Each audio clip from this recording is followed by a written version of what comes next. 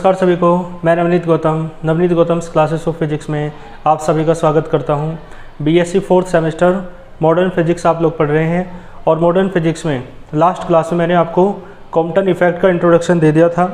तो Compton effect की जो थ्योरी है, जो उसका डेरिवेशन है, आइए आज की क्लास में करते हैं। तो कॉम्पटन इफेक्ट क्या है मैंने आपको कल बता दिया था। मैंने आपसे बताया था कि जब कोई फोटोन आके टकराता है किसी इलेक्ट्रॉन से, देखो इस तरीके से आप देख सकते हो, यहाँ पर है ना, यहाँ पर कोई इलेक्ट्रॉन रखा है,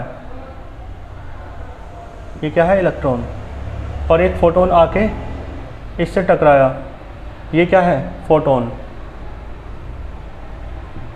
तो मैंने बताया था जब कोई फोटोन किसी लो एटॉमिक नंबर वाले मटेरियल से टकराता है ना, तो उसमें एंटर कर जाता है और उसमें एंटर कर जाएगा तो उसके अंदर एंटर करके वो इलेक्ट्रॉन से टकराएगा। ठीक है जी। तो ये लो एटॉमिक नंबर के अंदर जो मटेरियल है लो एटॉमिक नंबर वाली, उसके अंदर जो इलेक्ट्रॉन है वो है ये। तो फोटोन जब टकराता है इलेक्ट्रॉन से, ठीक है, तो ये जो बात है ये है बिफोर कोलिजन। ठीक है जी, कोलिजन से पहले, क्लियर। और जब कोलिजन होगा तो फोटोन और इलेक्ट्रॉन इस तरीके से है ना, फोटोन जो है ना स्कैटर्ड हो जाएगा, फोटोन इस तरफ चला गया और जो इलेक्ट्रॉन है वो इस तरफ चला गया। तो ये क्या है, ये फोटोन गया इधर, तो ये है स्कैटर्ड। ठीक है जी, स्कैटर्ड फोटोन। स्कैटर्ड फोटोन का अर्थ है, हिंदी में कहेंगे इसे विक्षेपित, ठीक है जी, फोटोन। और ये है रिकॉइल्ड इलेक्ट्रॉन। ठीक है जी, ये रिकॉइल हो गया, घूम गया इस साइड, और मान लो ये एंगल फाई है और मान लो ये एंगल थीटा है। ठीक है जी। तो इस तरीके से ये जो बात मैंने आपको बताई, ये क्या है, आफ्टर कोलिजन। तो ये जो डायग्राम है आपका, ये बिफोर कोलिजन है, और ये जो डायग्राम है ये आपका आफ्टर कोलिजन है। ठीक है जी। तो इस तरीके से ये दोनों डायग्राम है आपके सामने। और देखो इसमें आप दो प्रकार के लॉ लगाएंगे, एक तो law of conservation of energy और एक law of conservation of linear momentum. ठीक है जी। तो उसके लिए आपको कंपोनेंट्स चाहिएंगे, हॉरिजॉन्टल और वर्टिकल कंपोनेंट्स। तो मैं आपको बता दूं, देखो ये जो फोटोन है इसका जो मोमेंटम है वो क्या होगा, एक बार बता दूं मैं आपको। देखो E बराबर होता है h न्यू, फोटोन की एनर्जी, और आइंस्टीन ने बताया कि E बराबर होता है mc²। तो यहाँ से m बराबर क्या आएगा, h न्यू अपॉन c²। ये है फोटोन का डायनेमिक मास, है ना, गतिक द्रव्यमान। जब फोटोन गति करता है तब जो मास होता है, तब जो द्रव्यमान होता है वो ये होता है। ठीक है जी।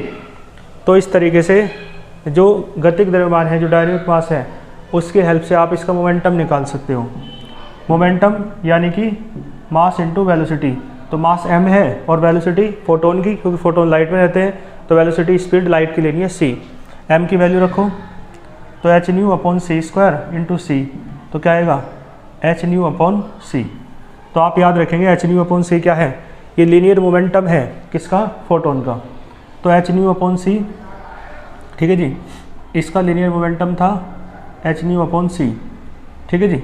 लेकिन आपको पता है कॉम्पटन इफेक्ट में क्या होता है, जब फोटोन टकराएगा लो एटॉमिक नंबर वाले मटेरियल से, उसके इलेक्ट्रॉन से, तो फ्रीक्वेंसी चेंज हो जाती है, कल बताया था ना। तो फ्रीक्वेंसी चेंज होगी तो न्यू से न्यू डैश हो जाएगी। तो मोमेंटम अब क्या होगा, h new dash upon c। ठीक है जी, क्योंकि फ्रीक्वेंसी चेंज हो गई है तो न्यू की जगह न्यू डैश आएगा, तो मोमेंटम क्या होगा, h new dash upon c। Clear है। और इसका जो मोमेंटम है वो mv है, क्योंकि इसका मास इलेक्ट्रॉन का m है, और इलेक्ट्रॉन की जो वेलोसिटी है मान लो कितनी है, ये इलेक्ट्रॉन है और मान लो यहाँ क्या है, फोटोन। ठीक है जी।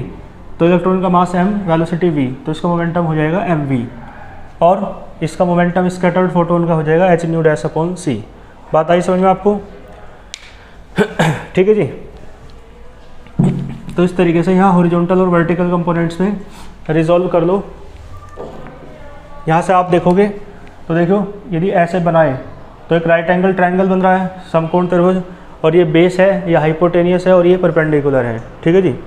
तो इस तरीके से आप एक बात देख सकते हैं, यदि आप बेस अपॉन हाइपोटेनियस निकालें तो ये होता है cos थीटा। ऊपर तो फाई है तो फाई आएगा, बेस क्या है ये वाला, हाइपोटेनियस कितना है ये वाला, तो बेस आएगा h न्यू डैश अपॉन सी cos फाई। ठीक है जी, ये बेस आ गया आपका। तो इसका मतलब ये जो है ये वाला जो कंपोनेंट है कितना आया, h न्यू डैश है ना अपॉन सी इंटू कोस फाई। ठीक है। और इसी प्रकार परपेंडिकुलर निकाल दो, तो परपेंडिकुलर अपॉन हाइपोटेनियस बराबर साइन फाई हो जाएगा। परपेंडिकुलर निकालना है और हाइपोटेनियस तो यही है, h new dash upon c sine phi हो जाएगा परपेंडिकुलर। ठीक है जी। परपेंडिकुलर यानी ये, और जितना ये उतना ही आपका ये हो जाएगा, क्योंकि ये दोनों पैरेलल हैं। तो ये हो जाएगा आपका h new dash upon C और इनटू में क्या है साइन फाई। ठीक है जी। ऊपर वाले के लिए किया आपने, है ना, ये चीज़ आपको समझ जाने के लिए है। बाकी आप इसे चाहो तो है ना समझने के लिए साइड में लिख सकते हो, या बाइंडर में ऊपर की साइड लिख सकते हो इस चीज़ को आप। ठीक है जी। इसके बाद देखो नीचे वाले ट्रायंगल के लिए कर लो, तो यहाँ भी देखो ऐसे आप देखेंगे तो राइट एंगल ट्रायंगल बन रहा है, ये हाइपोटेनियस है, ये बेस है और ये परपेंडिकुलर है। तो परपेंडिकुलर अपॉन हाइपोटेनियस बराबर क्या आएगा साइन थीटा, यहाँ तो थीटा ही है थीटा, तो परपेंडिकुलर आएगा h, यहाँ मोमेंटम है mv, तो आएगा यानी यहाँ हाइपोटेनियस है mv, तो mv साइन थीटा। परपेंडिकुलर इतना, तो जितना ये उतना ये हो जाएगा, तो ये कितना होगा mv साइन थीटा। ठीक है जी। इसी प्रकार बेस निकाल दो, तो बेस अपॉन हाइपोटेनियस बराबर होगा कोस थीटा, हाइपोटेनियस है mv, तो बेस कितना आया mv कोस थीटा, यानी ये वाला है ना, ये कितना आएगा mv कोस थीटा। ठीक है जी। डायग्राम समझ में आ गया आपको, और ये कैसे कैसे आए तो ये बात भी मैंने आपको समझा दी। ठीक है जी। तो कॉम्पटन इफेक्ट में सबसे मतलब इसका जो डेरिवेशन करना है आपको थ्योरी का, तो उसके लिए सबसे आवश्यक यही डायग्राम है, और ये आपको अच्छे से समझ में आ गया होगा। तो अब आप करते हैं इस डेरिवेशन को। देखो लैंग्वेज वगैरह तो कल मैंने बोल ही दी थी, अब इसके बाद डायरेक्ट डेरिवेशन पे आते हैं। तो आप यूज करो from law of conservation of energy. ठीक है जी। किसकी हेल्प ले रहे हो, law of conservation of energy की, यानी कि इसे हिंदी में कहते हैं ऊर्जा संरक्षण का नियम। तो देखो क्या आएगा, इसका मतलब है एनर्जी, है ना, एनर्जी बिफोर कोलिजन, कोलिजन से पहले एनर्जी और कोलिजन के बाद की एनर्जी दोनों सेम रहती हैं। ठीक है जी। क्योंकि law of conservation of energy कहता है कि एनर्जी चेंज नहीं होती, सेम रहती है ना, कांस्टेंट रहती है, कंजर्व्ड रहती है। तो कोलिजन से पहले है ना और कोलिजन के बाद एनर्जी कैसे रहेगी सेम, तो ये आ जाएगा एनर्जी आफ्टर कोलिजन। ठीक है जी। तो कोलिजन से पहले एनर्जी देखो फोटोन की प्लस इलेक्ट्रॉन की, तो यहाँ आएगा एनर्जी ऑफ फोटोन प्लस क्या आएगा एनर्जी ऑफ इलेक्ट्रॉन, और इलेक्ट्रॉन रेस्ट में है तो एनर्जी भी होगी रेस्ट मास एनर्जी। ठीक है जी। कौन सी energy, rest mass energy of electron. ठीक है जी। बराबर में क्या आएगा, पहले फोटोन की लिख लें, तो एनर्जी ऑफ किसकी, उस स्कैटर्ड फोटोन की, एनर्जी ऑफ स्कैटर्ड फोटोन, और प्लस में आएगा एनर्जी ऑफ ये जो रिकॉइल्ड इलेक्ट्रॉन है इसकी। ठीक है जी। रिकॉइल्ड इलेक्ट्रॉन, तो देखो फोटोन की एनर्जी क्या होती है आप जानते हो, H new. Rest mass energy होती है आइंस्टीन के अनुसार एम नोट सी स्क्वायर। एम नोट मान लो इलेक्ट्रॉन का रेस्ट मास है, और सी क्या है, स्पीड ऑफ लाइट है, बराबर। देखो एनर्जी फोटोन की एच न्यू होती है, लेकिन फ्रीक्वेंसी चेंज हो गई टकराने के बाद, न्यू डैश आ जाएगा एच न्यू डैश प्लस और एनर्जी ऑफ रिकॉइल्ड इलेक्ट्रॉन, तो यहाँ एम नोट सी स्क्वायर था, जब रेस्ट में था तो एम नोट मास लिया, रेस्ट मास, आप डायनेमिक मास ले दो तो एम सी स्क्वायर। जो एच वाली टर्म है वो एक साथ कर लो, H nu minus H nu dash बराबर M C square minus M note सी स्क्वायर। एच कॉमन आ रहा है तो न्यू माइनस न्यू डैश बराबर एम कॉमन आ रहा है, बल्कि सी स्क्वायर कॉमन आएगा तो एम माइनस एम नोट सी स्क्वायर। ये आप लिख सकते हो इक्वेशन नंबर फर्स्ट। ठीक है जी, बात आई समझ में यहाँ तक। इसके बाद इधर देख लेते हैं। अब आप लॉ लगाएंगे from law of conservation of linear momentum. ठीक है जी, लीनियर मोमेंटम के कंजर्वेशन का आप लॉ लगाएंगे। और लीनियर मोमेंटम चूँकि वेक्टर क्वांटिटी है इसलिए यहाँ पर एक्सिस के अलोंग बात करेंगे। तो पहले बात कर लेते हैं अलोंग एक्स एक्सिस और फिर बात करेंगे अलोंग वाई एक्सिस। तो एक्स एक्सिस के अलोंग देखो यहाँ सब यही लिखना है आपको, है ना, लिख दोगे। यहाँ क्या लिखना है, यही लिखना है लीनियर मोमेंटम बिफोर कोलिजन बराबर लीनियर मोमेंटम आफ्टर कोलिजन। ठीक है, ये चीज़ आप लिखते चलो यदि साथ में नोट्स बना रहे हैं तो, बाकी नहीं तो पीडीएफ नोट्स में आपको लिखा हुआ मिलेगा। और यहाँ क्या लिखोगे, linear momentum of photon plus linear momentum of electron बराबर करके क्या आएगा, linear momentum of scattered photon plus linear momentum of recoiled electron. तो ये दोनों लाइन लैंग्वेज की आप लिख देंगे। ठीक है जी। इसके बाद देखो तो लीनियर मोमेंटम ऑफ इलेक्ट्रॉन, इसका फोटोन का क्या होगा भाई, आपको पता है, ये बताया मैंने एच न्यू अपॉन सी। ठीक है जी, लीनियर मोमेंटम फोटोन का। बाद में तो फ्रीक्वेंसी चेंज हो गई तो न्यू डैश हो गया, लेकिन यहाँ कितना था ये लिखा है ना, एच न्यू अपॉन सी। ठीक है, यहाँ लिख लो फोटोन का। और फिर इसका मोमेंटम कितना है, इसका मोमेंटम, तो इसका मोमेंटम आपको पता है, ये तो रेस्ट में है और रेस्ट में है तो वेलोसिटी 0 है। शुरुआत में तो इलेक्ट्रॉन रेस्ट में है ना, तो वेलोसिटी कितनी है 0। तो वेलोसिटी 0 तो मास इनटू वेलोसिटी तो मोमेंटम होता है, तो मोमेंटम भी 0 हो जाएगा। और फिर आफ्टर देखो, आफ्टर में आप देखेंगे एक्स एक्सिस के अलोंग बात करनी है तो ये हो जाएगा, है ना, फोटोन का, स्कैटर्ड फोटोन का और रिकॉइल्ड इलेक्ट्रॉन का। तो एच न्यू डैश अपॉन सी कोस फाई, दोनों की डायरेक्शन सेम है, plus m v cos theta. ठीक है जी, तो 0 को छोड़ दो तो ये बचेगा आपका, इसे इस साइड ले आओ चाहे, एच न्यू अपॉन सी, है ना, minus H nu dash upon C और इंटू में कोस फाई। ठीक है जी, ये बराबर किसका आया, एम वी कॉस थीटा। ये है आपकी इक्वेशन नंबर सेकंड। ठीक है जी, आई बात समझ में आपको। इसी प्रकार आप अलोंग वाई एक्सिस कर लेंगे। तो यहाँ तक आप एक स्क्रीनशॉट ले लो। ठीक है, तो मैं ये रफ कर देता हूँ।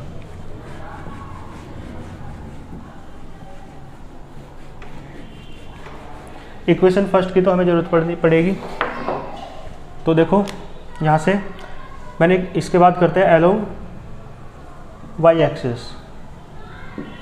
देखो यहाँ क्या आएगा, अलोंग वाई एक्सिस देखो, फोटोन में मोशन तो है नहीं, फोटोन तो एक्स एक्सिस के अलोंग चल रहा है, तो अलोंग वाई एक्सिस इसमें कोई भी मोशन नहीं है, तो मोमेंटम 0 होगा, क्योंकि अलोंग वाई एक्सिस वेलोसिटी भी क्या है 0 है, इसलिए मोमेंटम भी क्या होगा 0 हो जाएगा।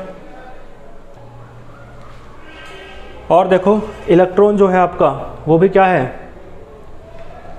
कैसे चल रहा है, मतलब अभी तो रेस्ट में है, तो रेस्ट में है तो इसकी वेलोसिटी भी क्या है 0। ठीक है जी, फोटोन चल तो रहा था लेकिन एक्स एक्सिस का अलोंग चल रहा था, वाई एक्सिस का अलोंग नहीं चल रहा, इसलिए 0 हुआ, क्योंकि उसकी वेलोसिटी अलोंग वाई एक्सिस 0 है। और इलेक्ट्रॉन तो ना एक्स एक्सिस चल रहा ना वाई एक्सिस, तो उसका मोमेंटम भी 0 होगा, क्योंकि उसकी वेलोसिटी भी क्या है अलोंग वाई एक्सिस 0। इधर देखो, यहाँ पे पहले फोटोन की बात कर लें, तो फोटोन का जो लीनियर मोमेंटम है अलोंग वाई एक्सिस, ये रहा H nu dash upon c sine phi.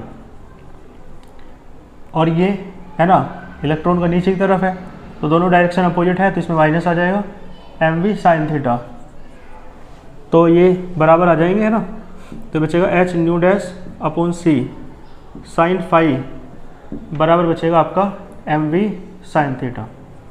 Equation number 3, ठीक है जी। इक्वेशन सेकंड और थर्ड को, इक्वेशन सेकंड को स्क्वायर करो, इक्वेशन थर्ड को स्क्वायर करो और जोड़ दो, ऐड कर दो, है ना।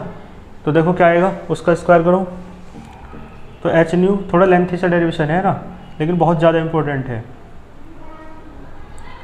इसका होल स्क्वायर किया, इसका होल स्क्वायर करो, H nu dash upon c sine phi,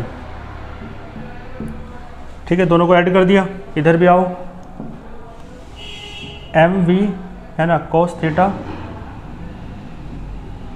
इसका होल स्क्वायर किया प्लस, है ना, इसका होल स्क्वायर करके करो और दोनों को ऐड कर दो, एम वी साइन थीटा, इसका होल स्क्वायर। यहाँ से इसका होल स्क्वायर खोल लो, ए प्लस बी का whole square, A minus B का होल स्क्वायर, तो ए स्क्वायर यानी कि एच स्क्वायर न्यू स्क्वायर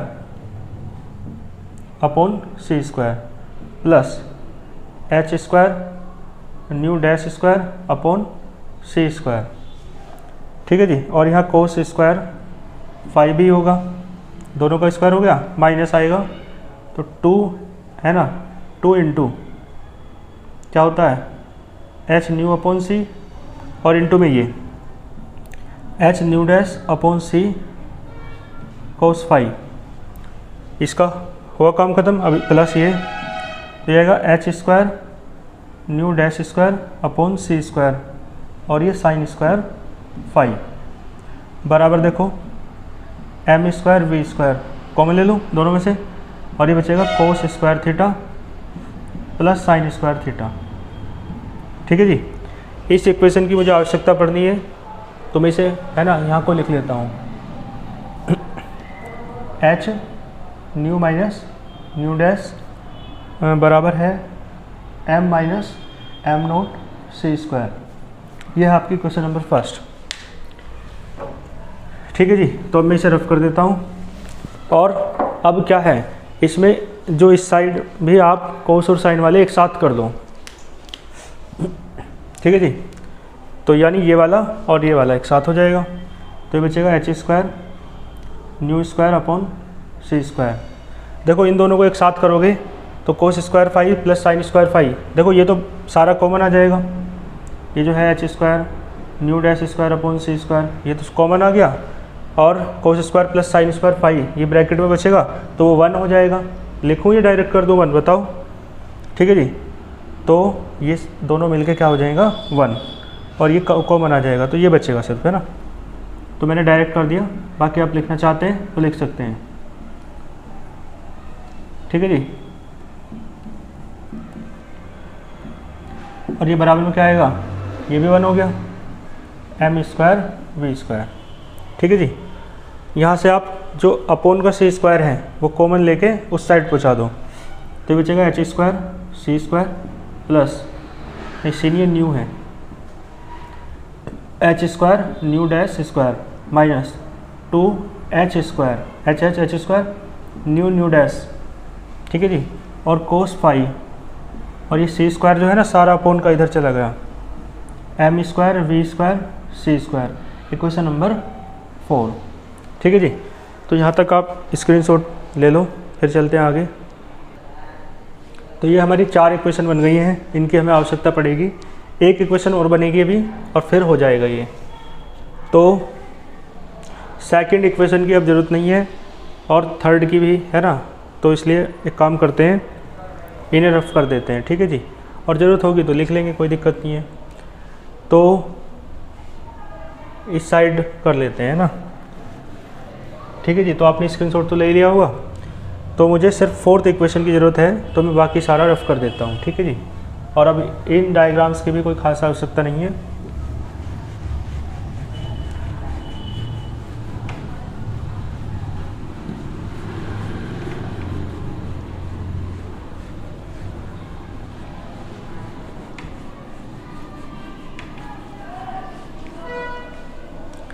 ठीक है जी। तो फर्स्ट इक्वेशन उठा लो, फर्स्ट इक्वेशन की जरूरत पड़ेगी, फर्स्ट इम्प्लाइज कर लो। देखो इसे थोड़ा इस तरीके से लिखो, H nu minus H nu dash, ठीक है जी। एच के अंदर मल्टीप्लाई कर ली, और वो जो एम नोट सी स्क्वायर है इसे भी इधर ले आओ, एम नोट सी स्क्वायर, ये बराबर बचेगा एम सी स्क्वायर, ठीक है जी। दोनों तरफ का स्क्वायर कर दो, स्क्वायरिंग ऑन बोथ साइड्स, ठीक है, दोनों ओर का वर्क करने पर, तो इस सारे का होल स्क्वायर हो जाएगा। तो डायरेक्ट ए प्लस बी का होल स्क्वायर ओपन कर दूँ, ए का स्क्वायर प्लस बी का स्क्वायर है ना, प्लस 2a भी हो जाएगा। तो ये हो जाएगा H nu minus H nu dash का होल स्क्वायर प्लस बी का स्क्वायर, यानी एम नोट स्क्वायर सी की पावर 4 डायरेक्ट कर दूँ, प्लस बल्कि हाँ प्लस ही आएगा 2 इंटू ये H nu minus H new not, है ना, H nu minus H nu dash, और इंटू में एम नोट सी स्क्वायर, ठीक है जी। तो ए का स्क्वायर प्लस बी का स्क्वायर प्लस 2ab लिख दिया मैंने, और बराबर में इसका स्क्वायर हो जाएगा, तो हो जाएगा एम स्क्वायर सी की पावर 4, ठीक है जी। दोनों तरफ का स्क्वायर कर दिया। अब इसका होल स्क्वायर ओपन करो, तो एच स्क्वायर है ना, new square plus H square nu dash square minus 2h new into H nu dash, ठीक है। इसका होल स्क्वायर भी ओपन हुआ, प्लस एम नोट सी की पावर 4 प्लस 2, इसमें से आप h कॉमन ले लो, न्यू माइनस न्यू डैश, और ये एम नोट सी स्क्वायर बराबर है एम स्क्वायर सी की पावर 4, ठीक है जी। तो ये आपकी इक्वेशन नंबर 5 हो जाएगी। तो इस तरीके से इक्वेशन 4 और 5 आपको मिली। तो आप एक काम करो, इक्वेशन 5 में से माइनस करेंगे इक्वेशन 4 को, ठीक है जी। वी गेट, आप क्या प्राप्त करते हैं, इक्वेशन 5 लिखो, तो h square nu square plus H square nu dash square minus 2h square new और न्यू डैश, ठीक है जी, ये वाला, ठीक है जी। और इसके बाद एम नोट स्क्वायर सी की पावर 4, ठीक है जी। तो ये सारा हमने लिखा, ये लिखा, और आगे लिखो प्लस 2h न्यू डैश, वो nu minus nu dash M note सी स्क्वायर, इस सारे में से आप माइनस करो ये वाला, ठीक है जी। तो minus h square nu square plus क्या, माइनस ही आ जाएगा जब माइनस कर रहे हो, तो h square nu dash square, और ये माइनस माइनस प्लस हो जाएगा, तो 2h square nu dash cos phi बराबर करो, फिफ्थ में है एम स्क्वायर सी की पावर 4, और फोर्थ में है m square we square c square, ठीक है जी। तो आपने इक्वेशन 5 में से माइनस किया है इक्वेशन नंबर 4 को। तो देखो ये वाली टर्म आपकी कैंसिल हो जाएगी, ये वाली टर्म भी आपकी कैंसिल हो जाएगी, ठीक है जी। तो इस तरीके से आपको क्या मिलेगा, जो मिलेगा है ना, जो बचेगा वो लिख लो आप। तो एक तो आपका ये बच रहा है, ठीक है जी, 2h square nu dash cos phi, ये लिख लिया। ये वाली टर्म भी लिख लो, दोनों एक जैसी है ना, एक साथ लिख लो। तो 2h स्क्वायर न्यू डैश, ठीक है, ये दोनों टर्म एक जैसी है ना शुरुआत में, ये दोनों लिख ली, प्लस ये दोनों जो बची हुई लिख लो, प्लस एम नोट स्क्वायर सी की power 4 plus 2h nu minus nu dash M note सी स्क्वायर, और बराबर में आएगा आपका, यहाँ से कुछ कॉमन ले लो, तो एम स्क्वायर सी स्क्वायर यहाँ से कॉमन है, तो बचेगा सी स्क्वायर माइनस वी स्क्वायर, ठीक। यहाँ से आप ये कॉमन ले लो, तो बचेगा 2h स्क्वायर न्यू डैश, ये कॉमन ले लिया, तो बचेगा अंदर कोस फाई माइनस 1, ये हो गया। और ये ऐसा कैसे लिख लो, एम नोट स्क्वायर सी की power 4 plus 2h nu minus nu dash, और ये एम नोट सी स्क्वायर बराबर बचेगा m square c square minus v square, ठीक है जी। ये आपकी इक्वेशन नंबर 6 हो जाएगी। क्लियर है, यहाँ तक का आप स्क्रीनशॉट लें, ठीक है जी। तो इक्वेशन 4 की अब ज़रूरत ख़त्म। तो मैं इसे नीचे से रफ कर देता हूँ। देखो एक फॉर्मूला आप जानते हो, उसकी हेल्प लेंगे। वी नो दैट वो है डायनेमिक मास का, जिसे आपने सेकंड यूनिट में पढ़ा है, variation of mass with velocity भी जिसे आप कहते हो। m बराबर है m nought upon under root 1 minus v square upon सी स्क्वायर। यहाँ से दोनों तरफ का स्क्वायर करो तो m स्क्वायर बराबर m nought square upon 1 minus v square upon सी स्क्वायर। ठीक, और यहाँ से एलसीएम ले दो तो m नोट स्क्वायर अपॉन हो जाएगा सी स्क्वायर माइनस वी स्क्वायर और अपॉन सी स्क्वायर जो ऊपर पहुँच जाएगा, है ना, अपॉन के अपॉन वाला क्रॉस मल्टीप्लाई कर दो तो ये बचेगा आपका m square c square minus v square बराबर क्या बचेगा m nought square c square. ठीक है जी, ये वाली वैल्यू आप यहाँ पे पुट कर देंगे, m square c square minus v square की जगह ये पुट कर देंगे। तो put in equation number 6, put in है ना 6, तो 6 इम्प्लाइज कर दो तो ये बचेगा 2h स्क्वायर न्यू डैश और ये है कोस फाई माइनस 1 प्लस में है m नोट स्क्वायर सी की पावर 4 और प्लस में है आपका, ठीक है जी, यही लिख दूँ 2h nu minus nu dash और ये m नोट सी स्क्वायर बराबर m स्क्वायर सी स्क्वायर, है ना, बल्कि ऐसे लिखो सी स्क्वायर छोड़ दो, m square c square minus v square की जगह आप क्या रख दो m नोट सी square, m nought square c square. तो देखो m नोट स्क्वायर सी की पावर 4 और m नोट स्क्वायर सी की पावर 4 ये कैंसिल ना हो जाएगा, तो ये जो बचेगा आपका ये वाला इधर रहने दो, है ना, और ये वाला उस साइड ले जाओ तो ये आपका बचेगा 2h nu minus nu dash m note सी स्क्वायर बराबर ये सारा इस साइड ये सारा उस साइड, तो उस साइड पहुँचेगा तो 2h स्क्वायर न्यू डैश और इसके साइन बदल जाएंगे तो हो जाएगा 1 माइनस कोस फाई। ठीक है जी, तो देखो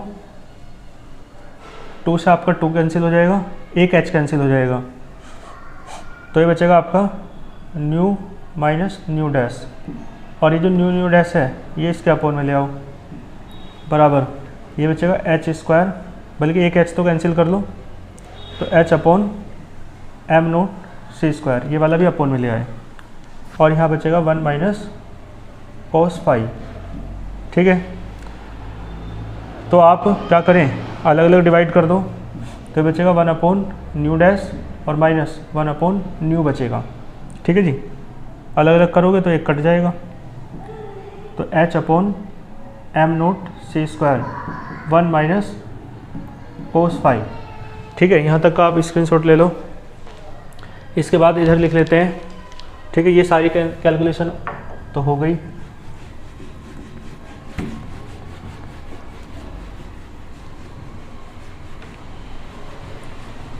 देखो यहाँ से आप जानते हो न्यू बराबर होता है सी अपॉन लेमडा, तो न्यू डैश क्या होगा सी अपॉन लेमडा डैश, यहाँ पे दोनों की वैल्यू रखो तो देखो 1 अपॉन न्यू डैश है तो 1 upon nu dash lambda dash upon C हो जाएगा, है ना, और माइनस 1 अपॉन न्यू क्या हो जाएगा सी लेमडा अपॉन सी बराबर सेम रहेगा h अपॉन m नोट सी स्क्वायर और यहाँ है 1 माइनस कोस फाई। तो यहाँ से आप c कॉमन ले सकते हो तो बचेगा लेमडा डैश माइनस लेमडा और अपॉन c बराबर h अपॉन m नोट सी स्क्वायर और 1 माइनस कोस फाई। एक c कट जाएगा और ये लेमडा डैश माइनस लेमडा इसे आप डेल्टा लेमडा लिख लो और ये बचेगा m अपॉन तो h अपॉन m नोट सी, एक c कट गया 1 माइनस कोस फाई। ठीक है, और आपने लेमडा डैश माइनस लेमडा को डेल्टा लेमडा लिख दिया तो ये जो h अपॉन m नोट सी है इसे आप लिखते हैं h अपॉन, है ना, mv होता है ना, h अपॉन mv लेमडा होता है, लेमडा बराबर h अपॉन mv होता है। तो और यहाँ पर तो इसका मतलब ये लेमडा हो जाएगा, m की जगह m नोट है रेस्ट मास लेकिन है तो मास और c यानी वेलोसिटी ऑफ लाइट, तो ये आपका लेमडा है लेकिन लैम्डा भी कौन सा, लैम्डा सी, जिसे आप कॉम्पटन वेवलेंथ कहते हैं, कॉम्पटन वेवलेंथ। ठीक है जी। तो डेल्टा लैम्डा आपका आया लैम्डा सी और 1 माइनस कॉस फाई। तो मैं ये जो डेल्टा लैम्डा है, ये मैं आपको बता दूं क्या है, इसे आप कहते हैं कॉम्पटन शिफ्ट, कॉम्पटन शिफ्ट। ठीक है जी।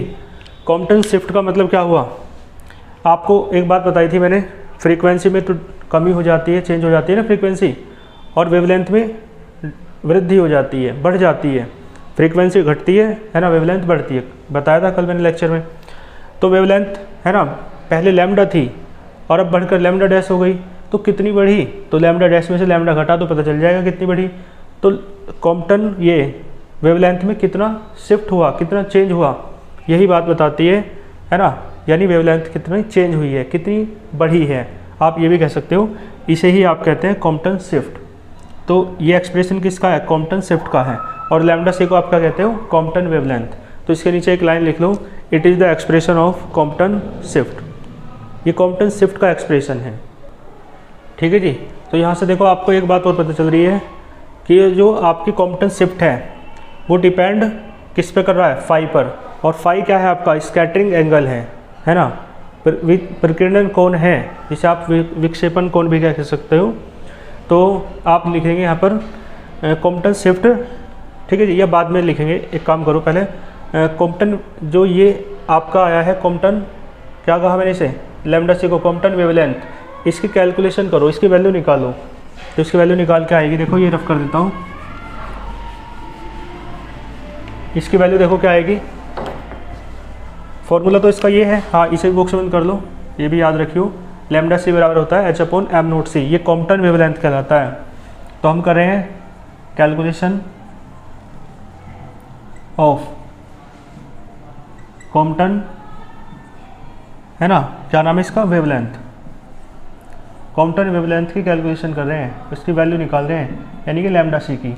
तो आप फॉर्मूला जानते हो, लैम्डा सी बराबर है H/m0c, H/m0c।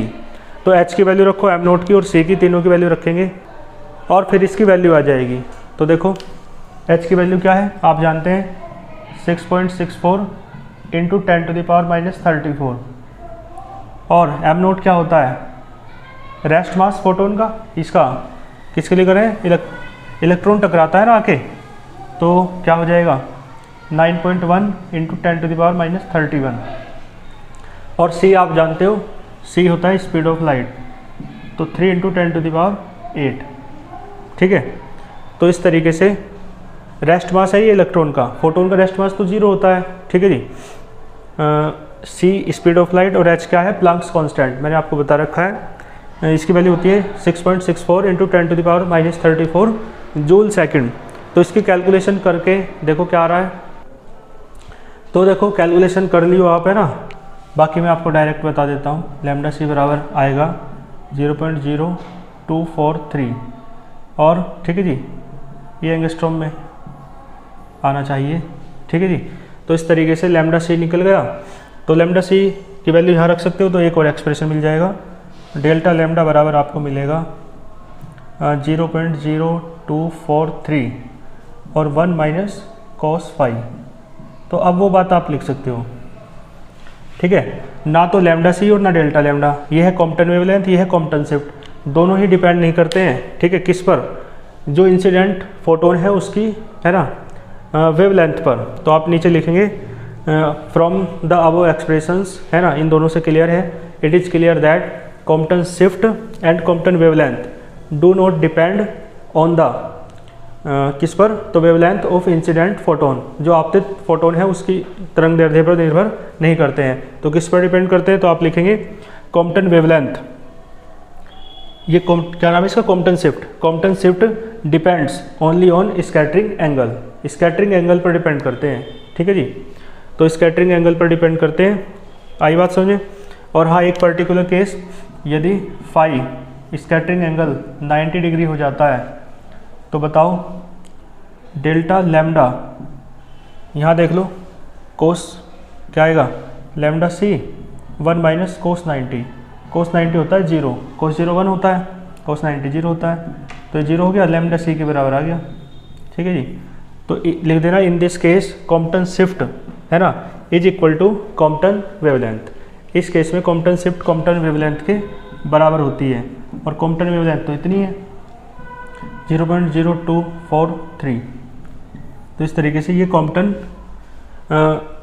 शिफ्ट कितनी आ गई, किसके बराबर, कॉम्पटन वेवलेंथ के बराबर आ गई। ठीक है जी, तो ये कॉम्पटन इफेक्ट का पूरा जो थ्योरी थी वो मैंने आपको कराई। ठीक है जी, और ये आपको समझ में आई होगी। इसमें कोई डाउट हो, कोई भी इससे रिलेटेड आपकी प्रॉब्लम हो तो कमेंट बॉक्स में आप बता सकते हैं। ठीक है जी, मिलते हैं फिर नेक्स्ट लेक्चर में, तब तक के लिए ऑल द वेरी बेस्ट।